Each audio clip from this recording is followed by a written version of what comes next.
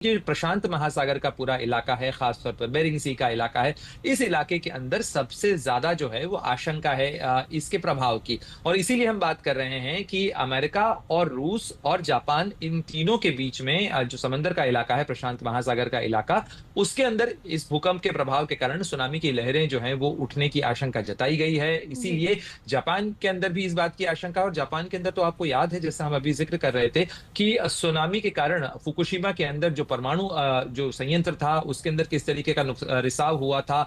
चूंकि जापान एक द्वीप देश है, और वहां पर आबादी भी द्वीपीय, जो तटीय इलाके हैं वहां पर काफी घनी आबादी है।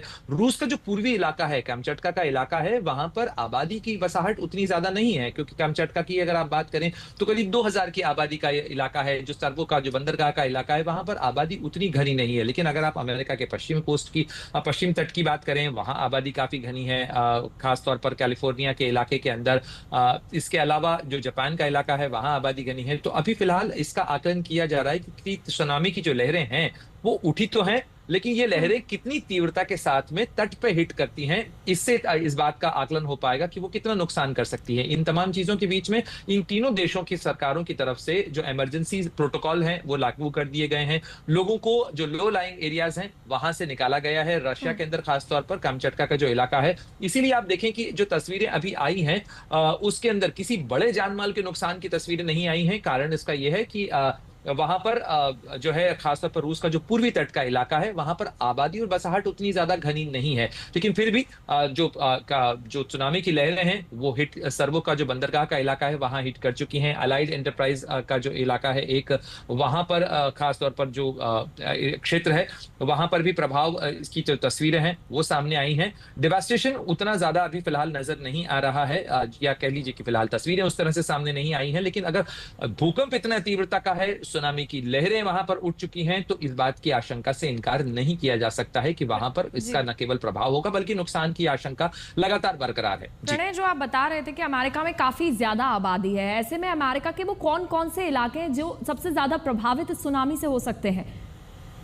देखिए, हवाई एक द्वीप है, और जो आशंका जताई जा रही है कि करीब 1 से 2 मीटर तक पानी का जलस्तर बढ़ सकता है उसके अंदर, क्योंकि जब भी सुनामी आती है, इस तरीके का भूकंप आता है, तो न केवल लहरें उठती हैं बल्कि समंदर का जो पानी है, जो जलस्तर है वो बढ़ जाता है। जलस्तर बढ़ने का सीधा मतलब है कि जो लो लाइंग इलाके हैं, जो निचले इलाके हैं, उनके अंदर पानी भर जाएगा। वहां पर जो है, वहां कई इलाके जलमग्न हो सकते हैं। और इसके साथ साथ जो तट के आसपास रहने वाले लोग हैं, उनको अपना घर छोड़ के उनको जाना पड़ेगा। और इस तरीके की जो चीजें हैं, जो इमरजेंसी प्रोटोकॉल के तहत आती हैं, लोगों का जो इवैक्यूएशन है वो होता है। जहां तक आबादी का सवाल है, जो चूंकि अपेक्षाकृत अमेरिका का जो तापमान के लिहाज से अगर आप देखें, तो तापमान के हिसाब से गर्म इलाका है जो वेस्ट कोस्ट का इलाका, पश्चिमी तट का इलाका है। कैलिफोर्निया का जो इलाका है, उस इलाके के अंदर घनी बसाहट रहती है। उस इलाके के अंदर, जैसा मैंने आपसे कहा कि भारतीयों की ही, अमेरिका में अगर आप आबादी का हिस्सा देखें, तो अमेरिका के अंदर भारतीयों की आबादी का करीब 20% हिस्सा जो है वो अकेला इस इलाके के अंदर रहता है, जो कि कैलिफोर्निया का इलाका है। इसके अलावा वहां पर आबादी के लिहाज से भी अगर आप देखें, तो अमेरिका का सबसे बड़ा राज्य है कैलिफोर्निया, क्षेत्रफल की दृष्टि से भी और आबादी की दृष्टि से भी। तो आप जी, प्रणय, आबादी लौटूंगी मैं का, आपके पास। कुमार कुणाल भी हमारे साथ जुड़े हुए हैं। कुमार, देखिए, एक अपडेट सामने आया, कहा जा रहा है कि कैलिफोर्निया में आज 12:20 तक सुनामी की लहरें और ज्यादा बढ़ सकती हैं। क्या उसको लेकर कोई जानकारी सामने आई है?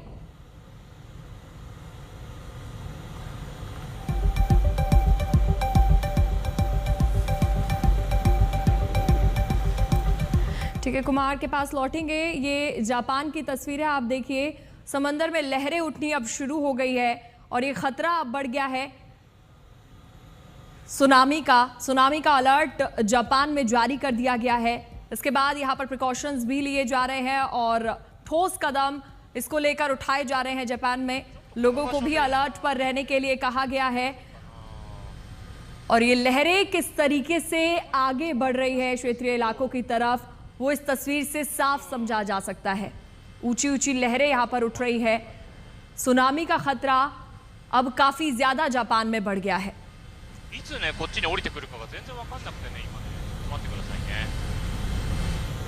और चलिए, अब वक्त हो गया है भाग्य चक्र का। अब देखिए भाग्य चक्र पंडित शैलेंद्र पांडे के साथ।